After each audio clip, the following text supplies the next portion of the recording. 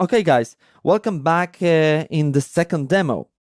In this demo, I'm going to show you how to use Burp Suite Intruder to do fuzzing for path traversal. I've got here the same testing web application. So this is an online shopping platform. And now I'm going to change the language, the preferred language. The default one is English. Now I'm going to change it to German. And you see the message, this language is not supported yet. What's more, the value of this language is sent in the URL. I believe that you can see it. There is a parameter named language with a value German. So let me now change the value to English. And you see the message, your language has been changed to English. Cool. And now I'm going to provide some arbitrary data. This language is not supported yet. Well, for sure, it is not supported yet. And now let me think about this. What is happening here, or what might be happening here? When we've got different translations, different translations of web pages, then it may happen that these translations are fetched from a file from the web server, right? So let's assume that we've got, for example, language like English and Chinese, okay? And we can have two different files with two different translations. And when we change this language, preferred language, from English to Chinese to Japanese, whatever, then it may happen that these translations are taken out from the files on the web server, and then they are just, returned to us, to users. This is how it works in different web applications. And when something like this happens, then it may be possible via a language parameter to fetch other files from the file system of the web server, right? It may be possible. You never know. You never know how it works on the server side. You can just, use your own experience.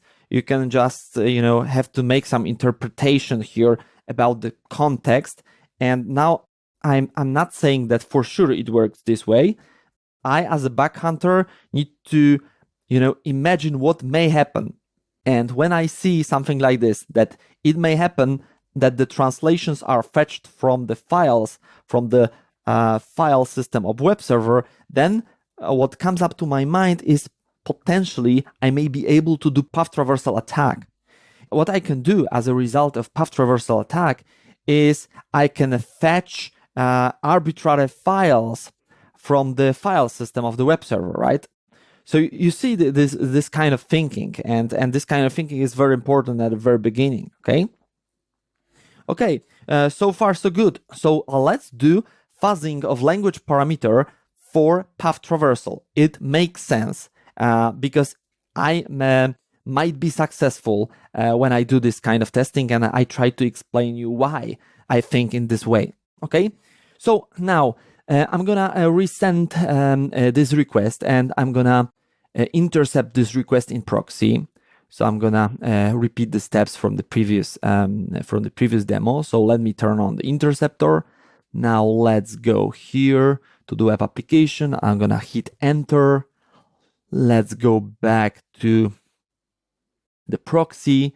Here it is, the intercepted request. You see, we've got a language parameter with arbitrary value, but the value does not matter. It's gonna be in a minute a placeholder for my malicious payloads, but later on. Now, click right, send it to intruder. Now let's go to intruder. Let's go to positions.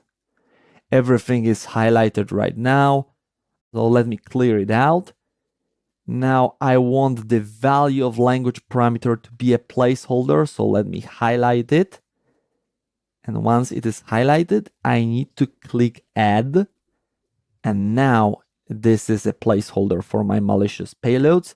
The attack type is sniper. You already know what it is.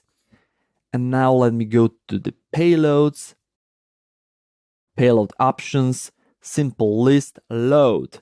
And this time, well, again, I'm interested in this list of payloads from this location. But this time I'm interested in traversal.txt, right? Because I'm gonna do fuzzing for path traversal. And let me click open right now. And I've got a bunch of different payloads for path traversal. And now when you've got a Burp Suite Professional Edition, then you can add your payloads from this list, right? From the list of Burp Suite Pro payloads. But in free edition of Burp Suite, you don't have this list. And this is the additional reason why I'm presenting the list of payloads from WFuzz, because you can take them for free and you can launch your fuzzing and you will really be successful in many cases. So again, you don't have to have Burp Suite Pro. It's helpful when you've got Burp Suite Pro because there are no limitations related to the speed of fuzzing, and you've got in Burp Suite Pro the list of payloads for different attacks, but it is not necessary, right? And this is what I'm trying to explain to you. Okay, so we've got everything right now. So we need to start our attack. So let's go to Intruder, click Start Attack. Again, we see this message about time throttle attacks. This is what I already explained to you. Let me click OK. And yeah, the fuzzing is underway. So again, we have to wait a couple of minutes, or sometimes, well, it depends actually on your list of payloads. If you've got a very long list of payloads, then it will be longer, right? But approximately you have to wait a couple of minutes until it is finished. So let me right now pause the video and let me get back to you once it is done. Okay, the fuzzing has finished. So now the next part is manual verification. So as you already know, we need to find out whether there are some anomalies out there. So let me first, make it a little bit bigger because you don't see the payloads out there. So yeah, anomalies. Let me do again some sorting, ascending, descending order for different, for different things like status. I don't see any anomalies for error. Also, I don't see for timeout. No. Length. Oh, there is something interesting. Can you see? Now I've got a descending order. And I've got many different lengths. 3,731. Right? And I've got a couple. I've got 3 lengths.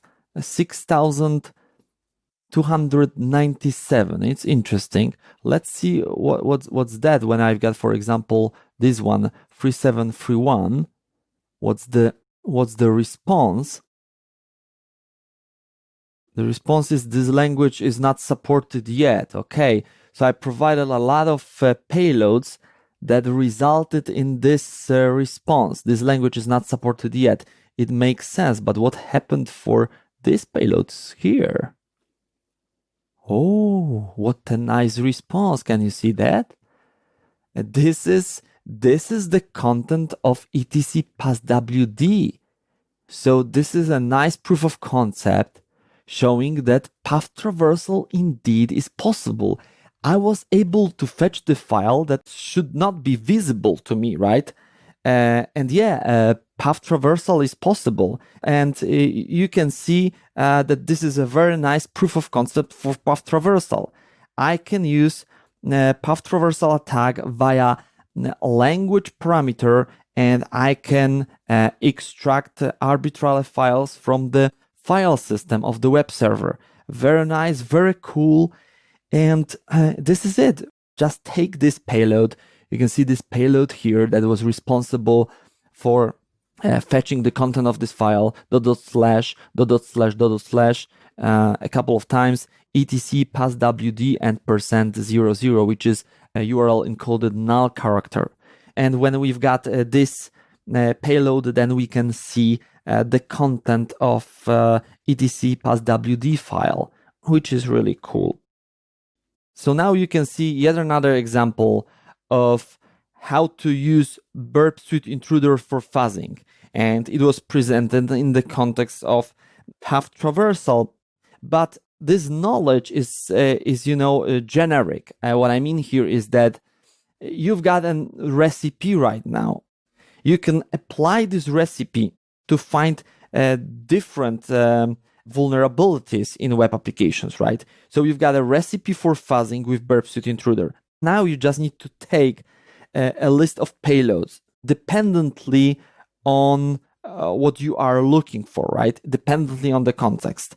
In the previous demo, I presented to you how to do fuzzing for SQL injection. In this demo, how to do fuzzing for path traversal. But there are other lists as well for XML, for XSS, for bad characters, right? I presented to you the list of payloads in WFuzz for different classes of vulnerabilities, right? But when you've got this recipe, then you can just, you've got the doors open, right?